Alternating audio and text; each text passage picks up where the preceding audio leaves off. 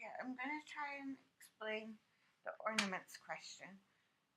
Practice in music theory, grade 4, topic 11, ornaments, question 6. So the first thing I want you to do is take a look in that book at page 40 where you have a table of the different ornaments. So we need to think about what they are before we're ready to answer this question. So the first one is I don't know, is my writing big enough for you to see? I hope so. I'll take a photo at the end so you can zoom in.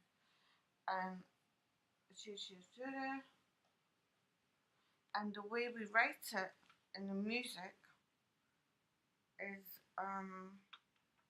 as a crush note, yeah? So we put a little, we have our big note, but then beside it, there's a little note, like a quaver, and it has a line through it. So that's what's really important. It's the one with the C in it, it's the crush note, and it's the one that has the line through it. When you see that in the music, it's telling you to play a note very quickly, either before the beat, or with the beat, or just together, but it's very, very quick. The next one that you might consider is an arpeggiature. Now that's the leaning note. It's easy to get them confused, but the other one, as I say, is a crush. So with the arpeggiature, it can look like all kinds of things. Sometimes it's a very small crotchet, it can be a very small quaver, or it can even be a couple of little semiquavers or something. And that's the leaning note. The next one you need to consider is the turn.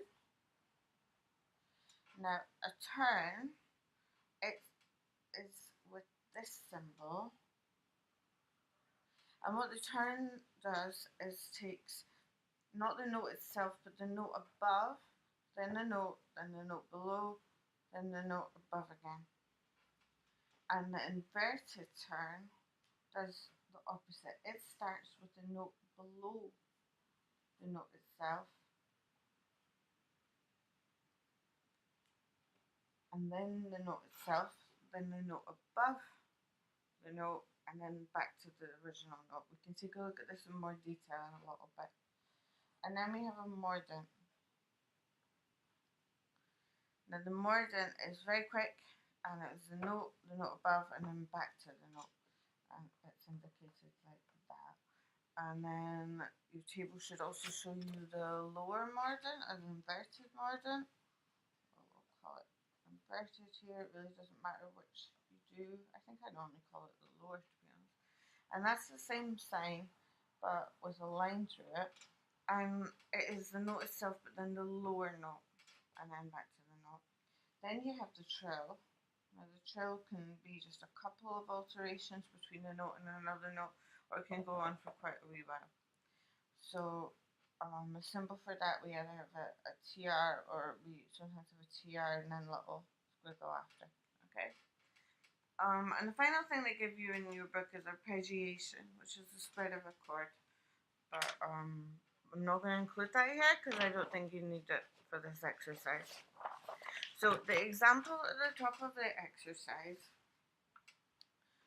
let's see, 1, 2, 3, 4, 5, Steve.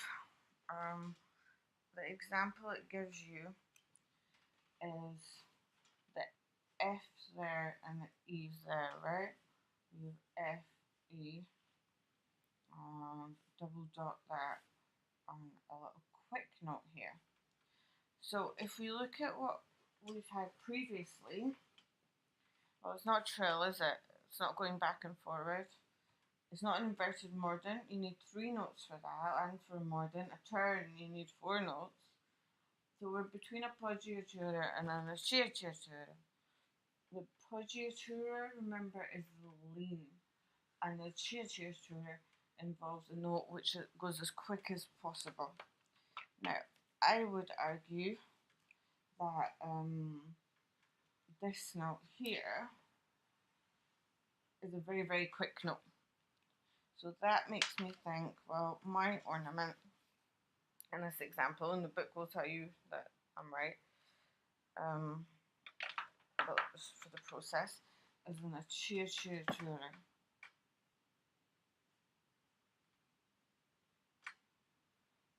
sure I spell it properly for you. Okay. So now, how on earth do we write that? Well, what you have to look at is which is the main note and which is the ornament. So we've said that the short note is the ornament and a cheer, right? And this is the main note. So that means that the ornament is added onto the main note. So what I would write, the way I would write this out, I would write my main note is a whole crotchet, taking up all of that time that the two notes last for. And then I would put the cheer here. A little crush note. Oh, I've done that too high actually, haven't I? Because it's an F and I put it up as if it was a G or something. So there, and then I would slur them together like that. So I'm gonna pause here for a second, so that you can take a picture of that if it's useful before I wipe it. Okay, so let's get my cloth. The next question